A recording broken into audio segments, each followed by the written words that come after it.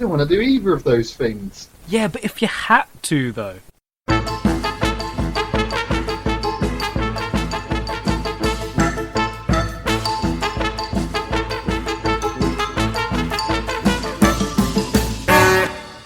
We set the scene, we have a choice. We must decide on the correct answer. I'm Kyle. And I am Nathan. And this is If You Had To, though. Good evening, Nathan. Good morrow, Kyle. We are back for another fun-filled episode. Exactly. Fun-filled, festive, other words that begin with F. Fantastic. Frightfully good. Frightfully good. And fiendishly clever. Fairy tale-esque, if you will. Yes. That all was perfectly said. So the premise of this show is that we create scenarios for each other, resulting in two possible outcomes. We'll discuss each outcome's pros and cons and decide definitively on the correct answer. Yes. We will find definitive truth and the absolute best outcomes anyone can imagine. Yes, the very best outcomes. Mm-hmm. Better, in fact, than if you hadn't got into the situation that we're about to get into. Well, our lives are infinitely better than when we started this podcast. Yes, I'm hoping that this week nothing much really happens to us. I mean, something bad seems to happen every week, so I'm hoping this week it mellows out a bit. And I mean, it's weird for you to hope when we both remember what happened to us because we're just talking about our memories. Yeah, but I never fully remember what's happened until you tell me. We both have situational amnesia where we forget every week what we did, but we wrote each other a letter telling the other what we did, so we then tell each other back.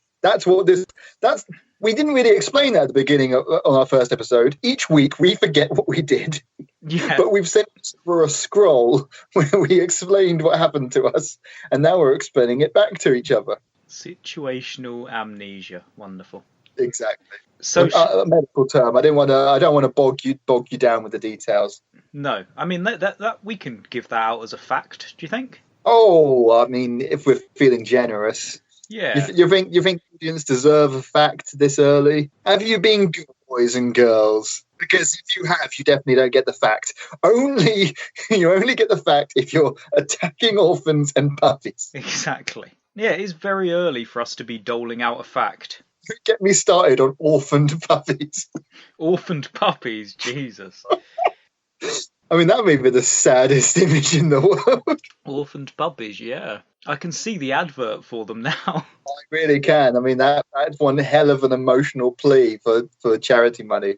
Well, I think we established in a previous episode that I've been putting out adverts advertising, look at this young man, look at him murdering a puppy. Look how sad he is that he can't murder more puppies. Donate now. So Nathan can kill all the puppies. £5 will send him a pouch of poison that he can put through people's letterboxes. £5 will allow him to buy explosives he can stuff into dog food. Explosives in dog food? You are just a cartoon character now. So I go around knocking on doors going, free dog food! You go around people's houses with the big present with like the sparkler bomb sticking out of the top of it. I'm from the local council. You know, you're the guy from the Smurfs who gives everyone exploding presents. Gargamel. No, the Smurf, the one who he was just a Smurf who would give the other Smurfs a present that would explode. Oh, I don't remember that. I don't really remember the plot of the Smurfs at all, other than there was a girl and there was Gargamel. There was one female Smurf and hundreds of male. Was she called Lady Smurf? No, Smurfette. Smurfette, that's it. Yeah. Yes. Her name... I mean, all the Smurfs were defined by their characters and personalities. So clearly Smurfette was defined by the fact that she was a woman. Yes. She had blonde hair and... that was her personality trait. Yeah. I'm just thinking, like, was she the prime breeder for all of the Smurfs? Like, they didn't have mothers or anything. Did she birth them all? Oh my, no. Oh, this is one part of Smurf mythology that I'm aware Smurf of. lore.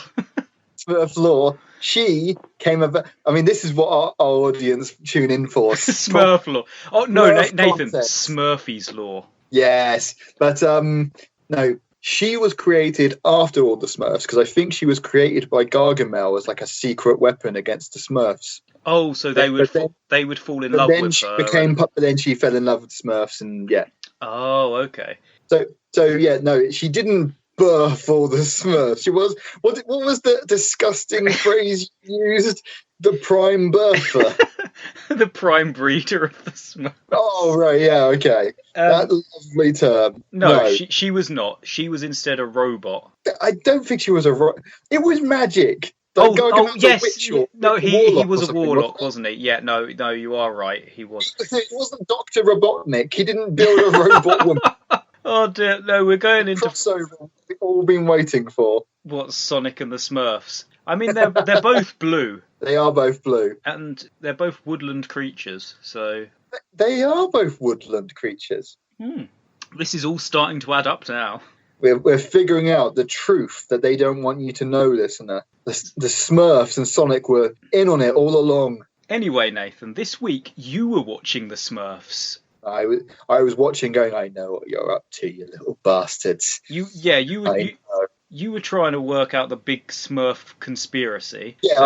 I had the whiteboard behind me. No, I had one of those cork boards with all those post-it notes connected by strings. And I was telling the delivery man that just dropped off my food, it's all connected. It's all connected. Yeah, you were trying to crack Smurfy's law, and you were watching it on your brand new TV. Ooh. Do you remember the brand new TV you got from that guy out of the back of a van? The guy. Oh yes. The guy who said... Good old trustworthy Vinny the Fish. Vinny the Fish, yeah. Who was just a fish wearing a big jacket that he hid TVs on. It wasn't just a nickname. It was he actually was a gigantic anthropomorphic fish. Yes. Okay. Which was I knew I could trust him. Yeah. You look into his eyes. You do have to go from one side of his head to the other because you can't look at both of his eyes at the same time. Yeah, and you asked him where he got this TV from, and he said, "You don't need to worry about that. You don't need to worry about that." Glub glub. Glub glub. Maybe. You don't have to worry about that. So yeah, you plugged it in. You're sitting there watching the Smurfs when suddenly it starts sparking. Little yellow sparks pinging off the TV. You're like, why is this happening? This is a brand new TV. I'm keen on this. No. And there's a massive explosion. All the lights in your house go off, and you are sucked into the TV itself. Well, this was unexpected. Well, yeah. As I dust myself off. What a peculiar sensation. So yeah, you're inside this TV and you've shrunk down quite small. And you see in front of you, there are two sort of portals inside this TV. You think, okay. And you peer through one, and it is a TV world that is a soap.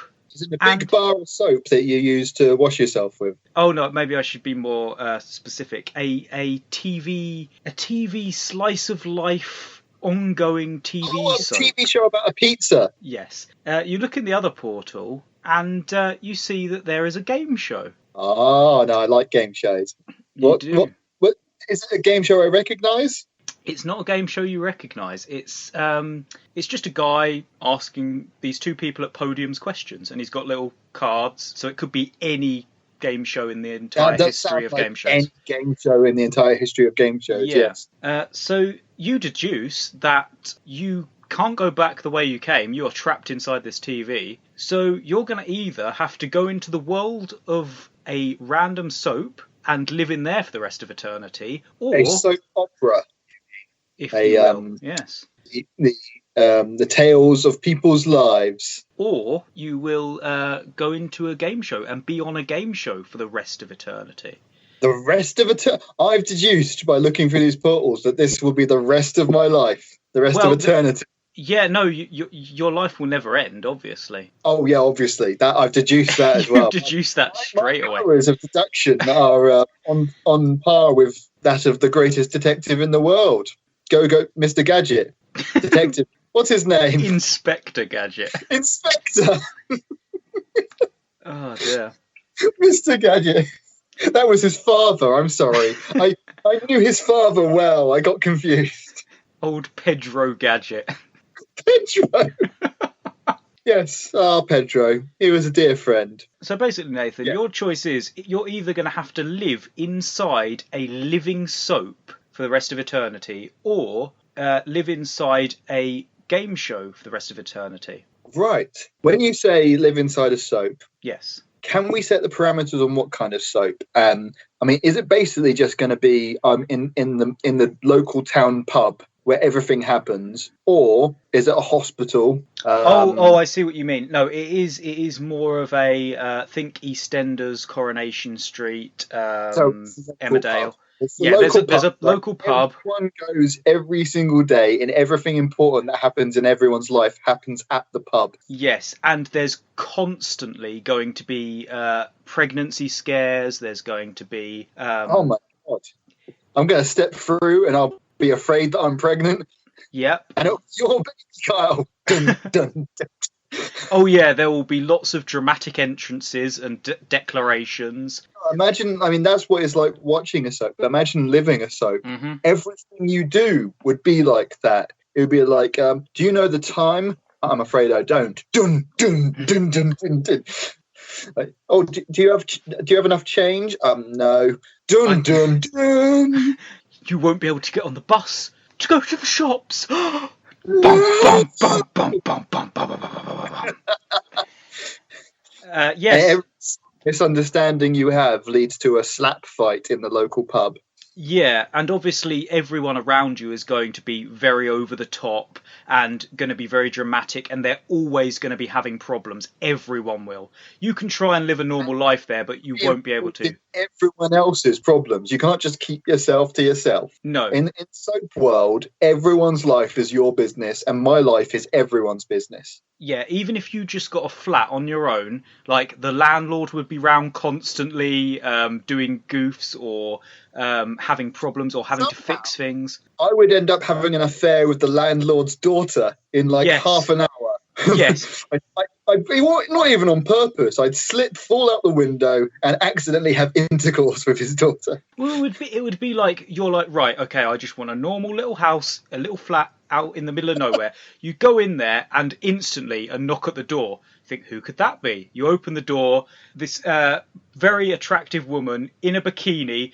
Oh, I was just on the beach and I realised I didn't have any sun cream. Can I borrow some of yours? And yeah, it just all kicks off from there. Yeah. But then, alternatively, a game show world, you would get so good at answering questions. You would be. I mean, I'm having a hard time to think of the downside of being in a game show world, Carl. So pleasant. You go, they're always so nice to you. Like, oh, Nathan, tell us where you're from. They pretend that my life is interesting. And everyone will be so nice to you. I make terrible jokes, and they go, ha, ha, ha, how funny. And then they ask me questions. They ask you questions, and the longer you're there, the more you'll know these questions, and you will earn so much money. The problem is, Nathan, you will never be able to spend it because the game shows never end. As soon as one finishes, you go to the next one. So I am like the one main contestant that moves from game show to game show. So in fact, it's not even just one game. I'll go from a game show where you got to spin a giant wheel to a game show where you have to pick things out of a box, to a game show where you have to pin a tail on a real life donkey, to various other game shows, and it will be never ending. Yeah, you'll constantly be entertained. There'll always be like a fun new game show that you can be involved in. There'll always be a beautiful woman standing in front of a yacht. Yes, holding up signs and yeah. Two of my favourite things, yachts and beautiful women with signs. Three of my favourite things. Now we'll cut over to Mandy with this lovely speedboat that could be yours. As I live in the middle of London, when will I use a speedboat?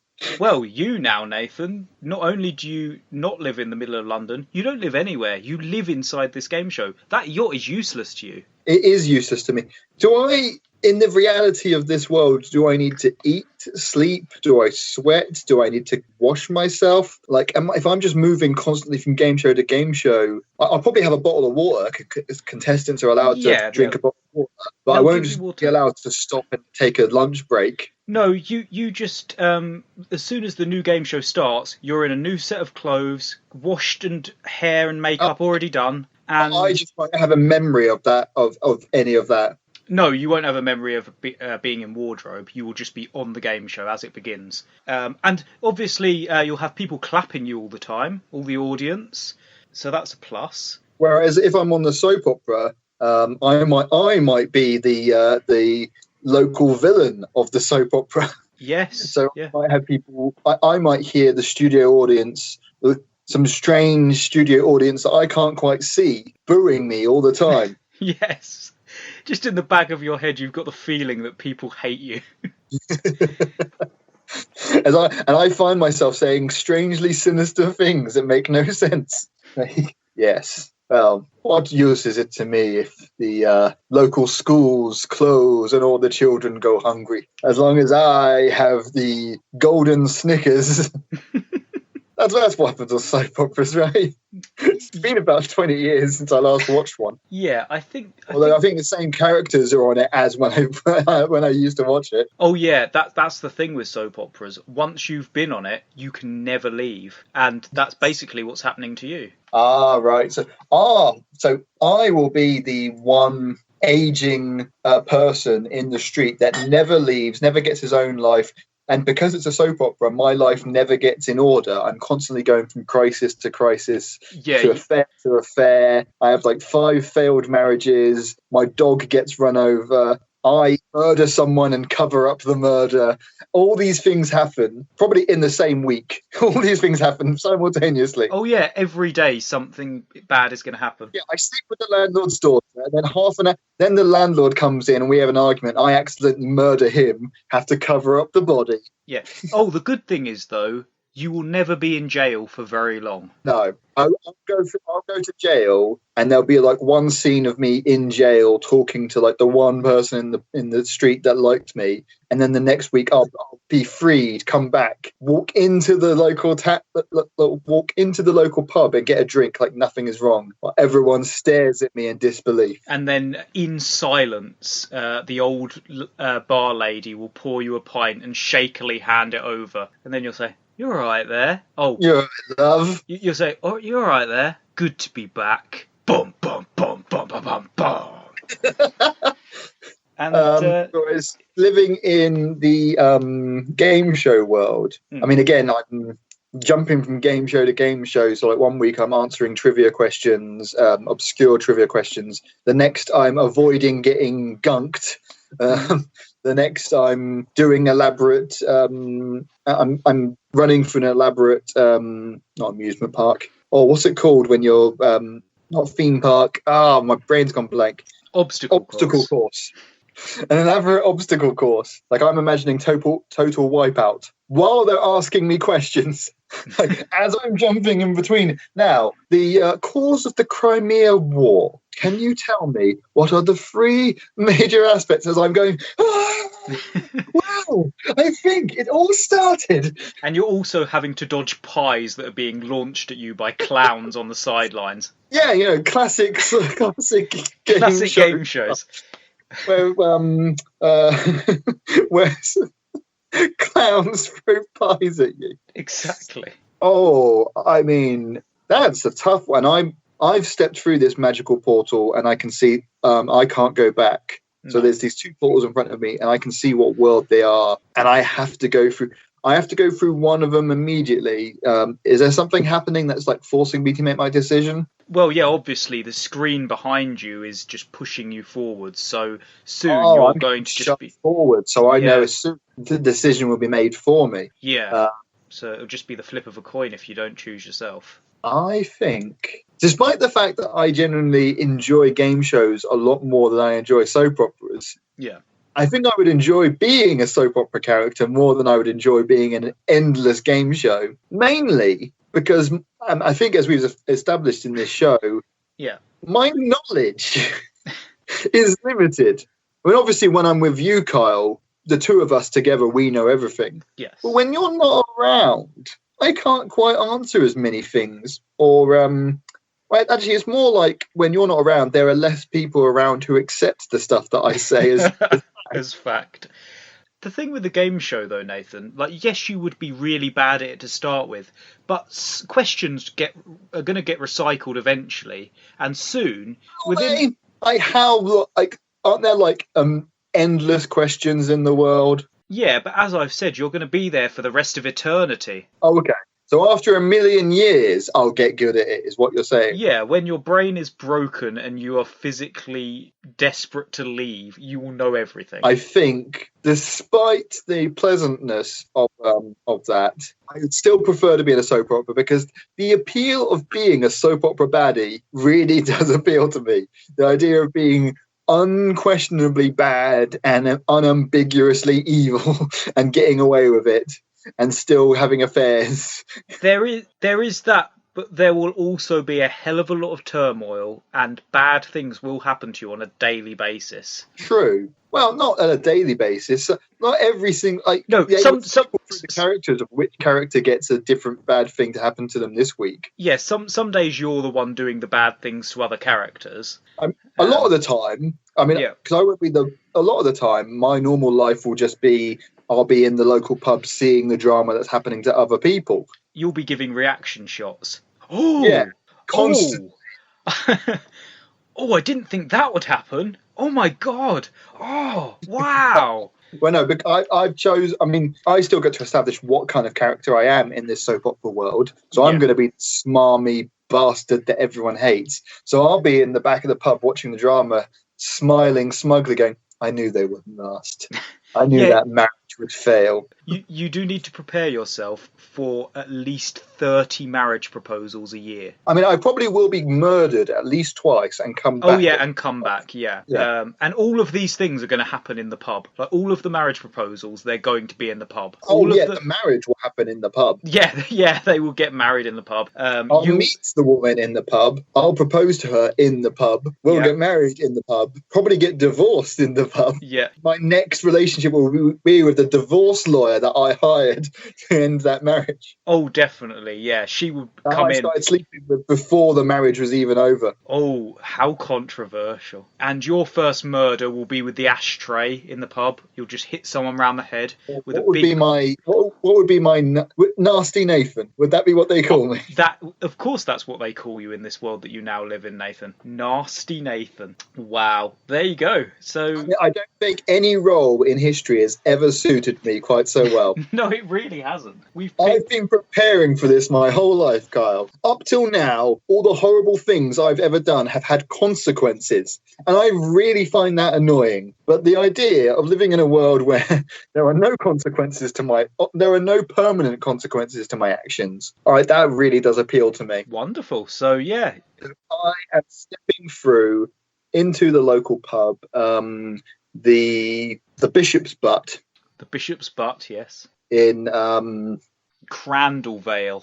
Crandallvale. Yeah, that's what the soap's called, Crandallvale. Oh yeah, obviously it's named after the town. Yeah, it's a lot of people won't have seen it, and it feels like it's been running forever and will run forever.